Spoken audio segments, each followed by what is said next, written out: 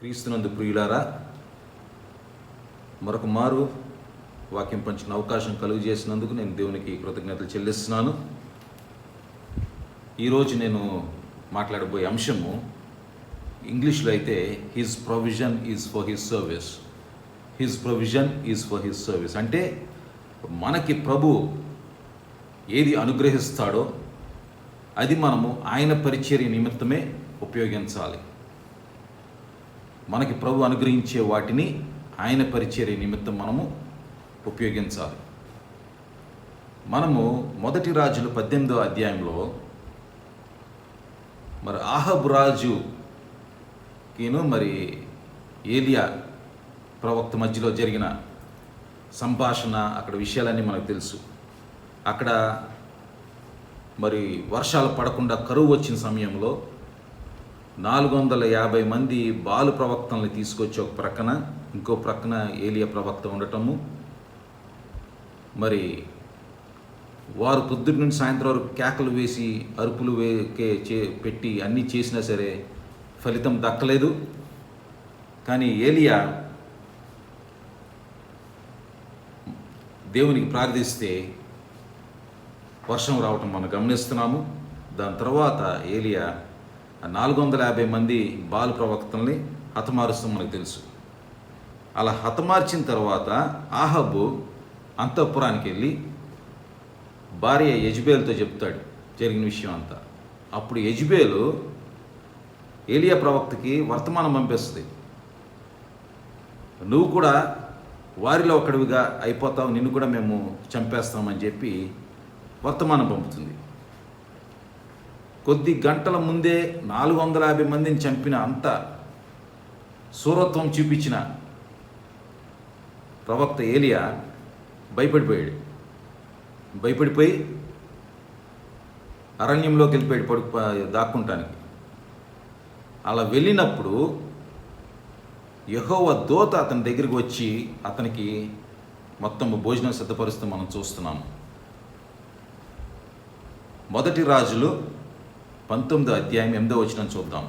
మొదటి రాజులు 19వ అధ్యాయం 8వ వచనములు, అతడు లేచి భోజనము చేసి ఆ భోజనపు బలము చేత 40 రాత్రింపగళ్ళు ప్రయాణము చేసి దేవుని పర్వతమని పేరు పెట్టబడిన హోరేబునకు వచ్చి అచ్చట ఉన్న ఒక గుహలో చేరి బస చేసెను.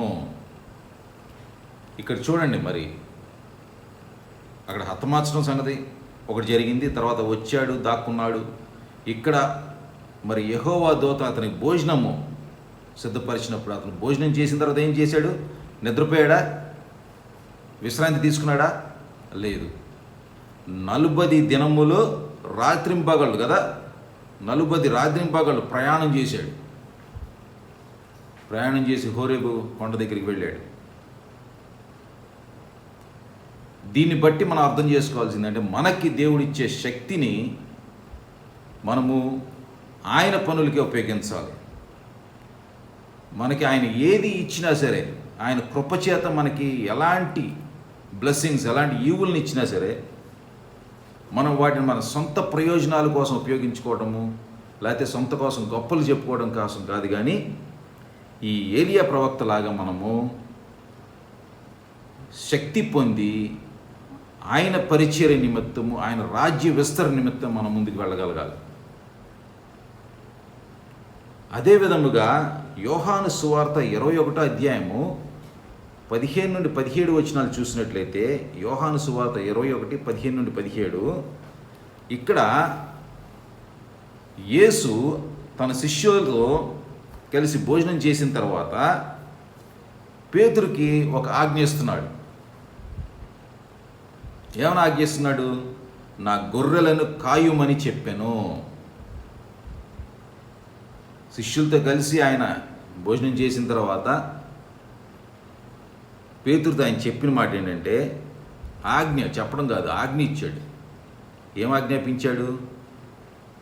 నా గొర్రెలను కాయుమని చెప్పిన ఆ మాట చెప్పాడు అనమాట. అంటే ఆయన శిష్యుల సంగతి చూసుకోమని పేతురుకి ఆయన ఆజ్ఞాపించాడు. అదే 21వ అధ్యాయము యోహాను సువార్త 19వ వచనం చూసినట్లయితే ఇంకొక ఆజ్ఞ ఇస్తున్నాడు పేతురుని ఆయనతో పాటు వెంబడించమని చెప్తున్నాడు. నన్ను వెంబడించమని అతనితో అనెను. అదేవిధంగా మనము కూడా బల్లారాధనలో పాల్గొన్నప్పుడు కూడా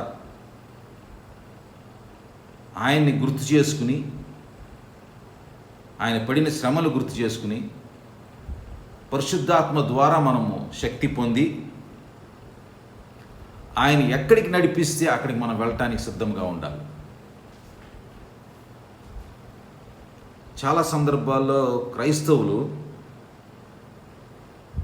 దేవుని దగ్గర నుండి పొందుకోవడానికి ఎప్పుడూ సిద్ధంగా ఉంటారు, కానీ ఆయన పని నిమిత్తం లేదా ఆయన కోసం జీవించడానికి మాత్రం కొంచెము నిదానిస్తూ ఉంటారు. మనం ఈ లోకంలో ఉన్నది కొద్ది రోజులే ఉంటాము. పరలోకానికి ఇక్కడ మనం సిద్ధపాటు అన్నమాట. ఈ లోకంలో జీవించడం అనేది.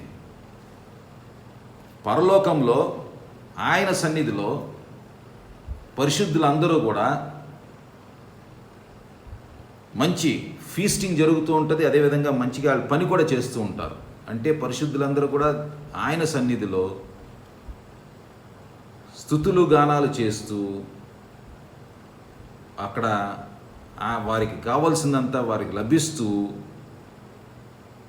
వారు పని చేస్తూ ఉంటారు, స్తుతిగానాలు చేస్తూ ఉంటారు. వారు ఆయన పరిచర్య దివారాత్రులు అక్కడ పరలోకంలో చేస్తూ ఉంటారు. మనము కూడా మన ప్రభు ఇచ్చే బలాన్ని, శక్తిని, ఆశీర్వాదాలని ప్రతిరోజు పొందుకుంటూ మనము ఆయన రాజ్య విస్తరణకు మనము పూనుకోవాలి, చెయ్యాలి. ఏ విధముగా అయితే ప్రభువు ఈ భూమి మీదకి వర్షాన్ని కురిపిస్తాడో, ఎండను కూడా ఇస్తాడో, తద్వారా పంటలు పండుతాయి, జనాలు తినగలుగుతారో, బ్రతకగలుగుతారో, ఆ విధముగా మనము కూడా ఆయన మనకు ప్రతిరోజు ఇచ్చే ఈవుల్ని బట్టి మనము శక్తి పొంది ఆయన పరిచర్య చేయాలి, ఆయన యొక్క రాజ్య విస్తరణ చేయాలి. కనుక ప్రియ సహోదరి సహోదరులారా, మనము ఈ విషయం గుర్తుంచుకోవాలి. ప్రభువు మనకిచ్చిన ప్రతీది, అనుగ్రహించు ప్రతి విషయము కూడా, ప్రతి వస్తువు కూడా, ఏదన్నా సరే మరల మనము ఆయన పరిచర్య నిమిత్తము ఉపయోగించాలి. His provision is for his service. దేవుడి వాక్యాన్ని దీవించును గాక.